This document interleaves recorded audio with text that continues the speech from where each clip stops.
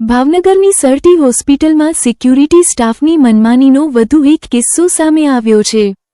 Trauma centre સામે security guard પોતાના સગા સંબંધીઓ અને ઓળખાણવાળા વાહનો પાર્ક કરવા દે છે, જ્યારે સામાન્ય જનતાને પાર્કિંગ પર પ્રતિબંધનો હવાલો આપીને રોકે છે। હોસ્પિટલમાં રાત્રિના સમય દરમિયાન સિક્યુરિટી સ્ટાફની અનેક બેદરકારી સામે આવી છે। અગાઉ પણ વાહન પાર્કિંગ મુદ્દે પત્રકારો સાથે અભદ્ર વર્તન કરાયાનું બહાર આવ્યું હતું।